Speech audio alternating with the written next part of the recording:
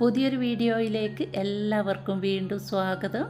ഇന്ന് നമ്മൾ ഇഫ്താർ സ്പെഷ്യലായിട്ട് ഒരു സ്പെഷ്യൽ ബിരിയാണി റെസിപ്പി ആയിട്ടാണ് വന്നിരിക്കുന്നത്. ഈ ഒരു ബിരിയാണി ഉണ്ടാക്കാൻ വേണ്ടിയിട്ട് ബസ്മതി റൈസോ ജീരകശാല റൈസോ ഒന്നും തന്നെ ആവശ്യമില്ല. പകരം നമ്മൾ ഇടിയപ്പം വെച്ചിട്ടാണ് ഈ ഒരു ബിരിയാണി ഉണ്ടാക്കിയിരിക്കുന്നത്. നിങ്ങളിപ്പോൾ വിചാരിക്കുന്നുണ്ടാവും ഇടിയപ്പം വെച്ചിട്ട് ബിരിയാണി ഉണ്ടാക്കിയാൽ ടേസ്റ്റ് ഉണ്ടാവുമെന്ന്. നല്ല ടേസ്റ്റാണ്. മസ്റ്റായിട്ട് നിങ്ങളൊന്ന് ട്രൈ ചെയ്ത് നോക്കിയിട്ട് അഭിപ്രായം അറിയിക്കുക. അപ്പോൾ പെട്ടെന്ന് തന്നെ നമുക്ക് വീഡിയോ ഒന്ന് കണ്ടാലോ.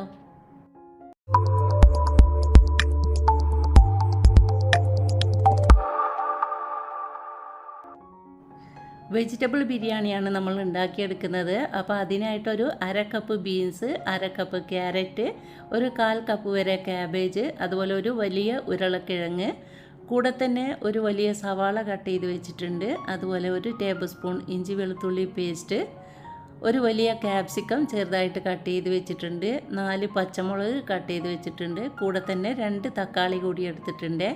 ഇത്രയും വെജിറ്റബിൾസാണ് നമുക്ക് മസാല ഉണ്ടാക്കാൻ വേണ്ടിയിട്ട് ആവശ്യമായിട്ടുള്ളത്. എല്ലാ വെജിറ്റബിൾസും ചെറുതായിട്ട് കട്ട് ചെയ്തെടുത്തിട്ടുണ്ട്. ഇനി കൂടെ ഞാനിതിൽ മുട്ട ചേർക്കുന്നുണ്ട്. നിങ്ങൾക്ക് പകരം ചിക്കൻ വേണമെങ്കിലും ചേർത്ത് കൊടുക്കാം.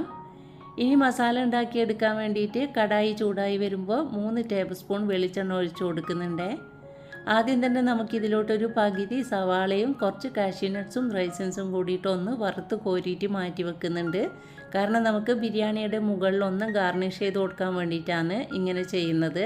സാധാരണ നമ്മൾ ബിരിയാണി ഉണ്ടാക്കിയെടുക്കുമ്പോൾ റൈസ് ഉണ്ടാക്കുമ്പോഴാണ് ഇതൊക്കെ ചെയ്യുന്നത്.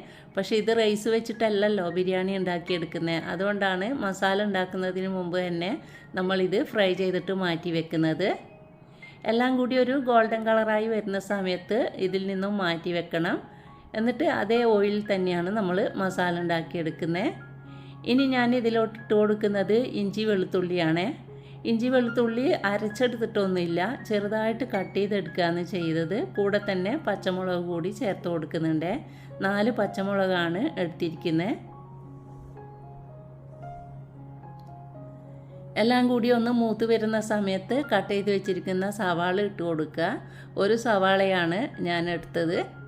അതുകൂടി ഇട്ട് കൊടുത്തിട്ട് ചെറുതായിട്ടൊന്ന് വഴറ്റിയെടുക്കണം. അതിനുശേഷം നമുക്ക് വെജിറ്റബിൾസ് ചേർത്ത് കൊടുക്കാം. ഇനി നമ്മൾ ക്യാരറ്റ്, അതുപോലെ ബീൻസ്, ഉരുളക്കിഴങ്ങ് ഇത് 3 കൂടി ചേർത്ത് കൊടുക്കണം. ഈ വെജിറ്റബിൾസിനൊക്കെ കുറച്ച് കുക്കാകാനുണ്ട്, അതുകൊണ്ടാണ് ആദ്യം ഇത് ചേർത്ത് കൊടുക്കുന്നത്. ഇനി നന്നായിട്ടൊന്ന് മിക്സ് ചെയ്ത് കൊടുത്തതിന് ശേഷം പാകത്തിനുള്ള ഉപ്പിട്ട് കൊടുക്കുന്നുണ്ട്. അതിനുശേഷം വീണ്ടും ഒന്ന് യോജിപ്പിച്ച് കൊടുത്തിട്ട് നമുക്കൊരു 2 മിനിറ്റ് ഇതൊന്ന് അടച്ചു വെക്കുകയാണെങ്കിൽ പെട്ടെന്ന് തന്നെ ഇത് കുക്കായി കിട്ടും. ഇത് 100% കുക്കാക്കി എടുക്കേണ്ട, ഒരു ഹാഫ് കുക്കാക്കി എടുത്താൽ മതിയേ. പിന്നീട് നമ്മൾ മസാലയൊക്കെ ചേർത്തിട്ട് വീണ്ടും വേവിച്ചെടുക്കുമല്ലോ. അപ്പോൾ ഏകദേശം ഒരു 80% മാത്രമേ നമുക്ക് ഈ ഒരു വെജിറ്റബിൾസൊക്കെ കുക്കായി കിട്ടാൻ പാടുള്ളൂ. ഇപ്പോൾ ഈ വെജിറ്റബിൾസൊക്കെ ഒരു ഹാഫ് കുക്കായി കിട്ടിയിട്ടുണ്ട്. ഇനി നമുക്ക് ഇതിലോട്ട് ക്യാബേജ്, കട്ട് ചെയ്ത് വെച്ചിരിക്കുന്ന ക്യാപ്സിക്കം, തക്കാളി ഇതൊക്കെ ഇട്ട് കൊടുക്കണം. അതിനുശേഷം വീണ്ടും നമുക്കിതൊന്ന് അടച്ച് വെച്ചിട്ട് കുക്കാക്കി എടുക്കാം. 1 മിനിറ്റ് മാത്രം അടച്ച് വെച്ചാൽ മതി, അപ്പോഴേക്കും ഏകദേശം കുക്കായി വരും. ഒരു തണ്ട് കറിവേപ്പില കൂടി ഇട്ട് കൊടുത്തിട്ടുണ്ട്. ഇനി എല്ലാം കൂടി നന്നായിട്ടൊന്ന് യോജിപ്പിച്ചിട്ട് 1 മിനിറ്റ് കൂടി അടച്ച് വെക്കണം. ഇതിപ്പോൾ ഏകദേശം ഒരു 70% കുക്കായിട്ടുണ്ട്. ഇത്രയും കുക്കായാൽ മതി. ഇനി നമുക്ക് ഇതിലോട്ട് ആദ്യം തന്നെ മസാലപ്പൊടികളാണ് ചേർത്ത് കൊടുക്കുന്നത്. 1/2 teaspoon Kashmiri chilli powder, 1/2 teaspoon മല്ലിപ്പൊടി, 1/4 ടീസ്പൂൺ മഞ്ഞൾപ്പൊടി, 1/2 ടീസ്പൂൺ ഗരം മസാല പൗഡർ ഇതൊക്കെ ഇട്ട് കൊടുത്തിട്ട് പൊടികളുടെ പച്ചമണം മാറാൻ വേണ്ടിയിട്ട് നന്നായിട്ട് വീണ്ടും ഒന്ന് മൂപ്പിച്ചെടുക്കണം. അതിനുശേഷം 1 ടേബിൾ സ്പൂൺ സോയാ സോസ് ഒഴിച്ചു കൊടുക്കുന്നുണ്ട്.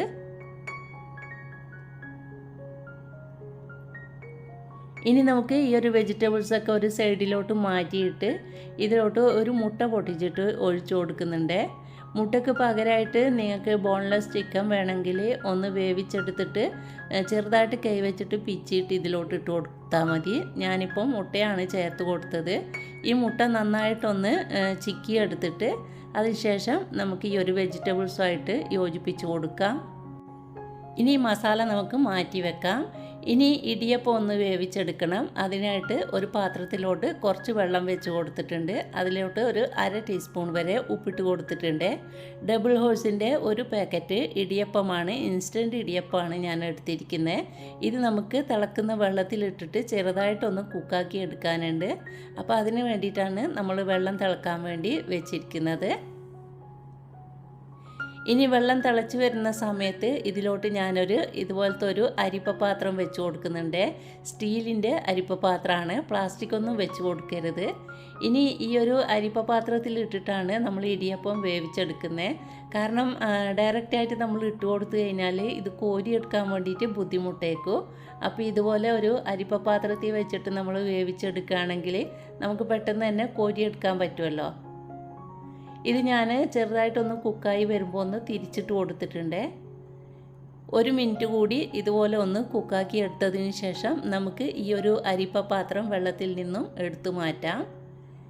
ഇതുപോലെ എടുത്തു മാറ്റുകയാണെങ്കിൽ നമുക്ക് പെട്ടെന്ന് തന്നെ ഈ ഒരു ഇടിയപ്പം ഒട്ടും തന്നെ പൊടിഞ്ഞു പോകാതെ നമുക്ക് മാറ്റി വെക്കാൻ പറ്റും. അപ്പോൾ ഇതുപോലെ തന്നെ ബാക്കിയുള്ളത് കൂടി ഞാനൊന്ന് വേവിച്ചെടുക്കുന്നുണ്ട്.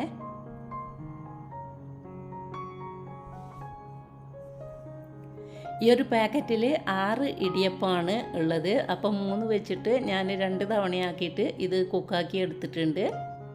ഇനി നമുക്ക് ഈ ഒരു ഇടിയപ്പം ചെറുതായിട്ടൊന്ന് തണുത്ത് വരുന്ന സമയത്ത് കൈ വെച്ചിട്ട് ഒന്ന് പൊടിച്ചെടുക്കണം. നന്നായി പൊടിച്ചെടുക്കരുത്, ഇതുപോലെ നൂല് പോലെ ആക്കിയിട്ട് എടുക്കുക. അതിനുശേഷം നമ്മൾ തയ്യാറാക്കി വെച്ച മസാലയായിട്ട് ദമ്മിട്ട് എടുക്കുകയാണ് ചെയ്യുന്നത്. അപ്പോൾ ഇടിയപ്പം ഞാനിവിടെ നന്നായിട്ടൊന്ന് പൊടിച്ച് വെച്ചിട്ടുണ്ട്. ഇനി മസാലയിൽ നിന്നും ഒരു പകുതി ഭാഗം ഞാൻ വേറൊരു പാത്രത്തിലോട്ട് മാറ്റി വെക്കുന്നുണ്ട്. കാരണം 2 ലെയറാക്കിയിട്ടാണ് നമ്മളിതൊന്ന് ദം ചെയ്തെടുക്കുന്നത്. അപ്പോൾ പകുതി ഭാഗം വരെ ഞാൻ മാറ്റി വെച്ചിട്ടുണ്ട്. ഇനി ബാക്കിയുള്ള പകുതിയിലോട്ട് നമുക്കൊരു പകുതി ഭാഗം വരെ ഇടിയപ്പം ഇട്ട് കൊടുക്കുക. അതിനുശേഷം ബാക്കി വെച്ച മസാല കൂടിയിട്ട് മുകളിലോട്ട് ഇട്ട് കൊടുക്കുന്നുണ്ട്. ഇനി ലാസ്റ്റത്തെ ലെയറായിട്ട് ഇടിയപ്പം വീണ്ടും ഇട്ട് കൊടുക്കണം. ഇനി നമുക്കിതൊന്ന് അടച്ചിട്ട് ഒരു 2-3 മിനിറ്റ് ലോ ഫ്ലെയിമിലിട്ടിട്ട് ഒന്ന് ആവി കയറ്റിയെടുക്കാം. ഈ മസാലയും ഇടിയപ്പമൊക്കെ ഒന്ന് യോജിച്ച് വരാൻ വേണ്ടിയിട്ടാണ് ഇങ്ങനെ ചെയ്യുന്നത്. അതിനുശേഷം നമുക്ക് തുറന്നിട്ട് എല്ലാം കൂടി നന്നായിട്ടൊന്ന് യോജിപ്പിച്ചെടുക്കണം. നല്ലൊരു പ്രത്യേക ടേസ്റ്റാണ് കേട്ടോ, ഞാൻ വെറുതെ പറയല്ല. തീർച്ചയായിട്ടും നിങ്ങളൊന്ന് ഉണ്ടാക്കി നോക്കിയിട്ട് അഭിപ്രായം അറിയിക്കണേ. അപ്പോൾ ഇത്രയേ ഉള്ളൂ പരിപാടി. നമ്മുടെ വളരെ ടേസ്റ്റി ആയിട്ടുള്ള ഇടിയപ്പം ബിരിയാണി ഇവിടെ തയ്യാറായിട്ടുണ്ട്. എല്ലാവരും മസ്റ്റായിട്ട് ട്രൈ ചെയ്ത് നോക്കിയിട്ട് അഭിപ്രായം അറിയിക്കുക.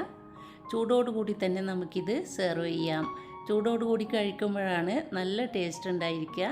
അപ്പോൾ തീർച്ചയായിട്ടും എല്ലാവരും ഉണ്ടാക്കി നോക്കിയിട്ട് അഭിപ്രായം അറിയിക്കാൻ മറക്കല്ലേ. ഇനി നമുക്ക് ഇതിൻ്റെ മുകളിലോട്ട് കുറച്ച് മല്ലിയിലയും നേരത്തെ നമ്മൾ ഫ്രൈ ചെയ്തിട്ട് മാറ്റി വെച്ചിരിക്കുന്ന ആ ഒരു കാഷ്യൂ നട്ട്സും റൈസൻസൊക്കെ ഇട്ടിട്ട് ഒന്ന് ഗാർണിഷ് ചെയ്ത് കൊടുക്കുന്നുണ്ട്. ഇതൊന്നും നിർബന്ധമില്ല, നിങ്ങളുടെ കയ്യിൽ ഉണ്ടെങ്കിൽ മാത്രം ഇട്ട് കൊടുത്താൽ മതി. അപ്പോൾ ഇന്നത്തെ ഈ ഒരു സ്പെഷ്യൽ ബിരിയാണി റെസിപ്പി ഇഷ്ടമായിട്ടുണ്ടെങ്കിൽ ലൈക്ക് ചെയ്യാനും അതുപോലെ നിങ്ങളുടെ അഭിപ്രായം കമൻറ്റ് ബോക്സിൽ അറിയിക്കാനും മറക്കരുത്. കൂട്ടുകാർക്കും ഫാമിലി ഗ്രൂപ്പിലേക്കും ഷെയർ ചെയ്ത് കൊടുക്കുക. അപ്പോൾ ഇൻഷാ അല്ലാഹ് ഇനിയും നല്ല നല്ല വീഡിയോകളുമായിട്ട് നമുക്ക് വീണ്ടും കാണാം. അതുവരെ എല്ലാവർക്കും അസ്സലാമു അലൈക്കും. Thank you.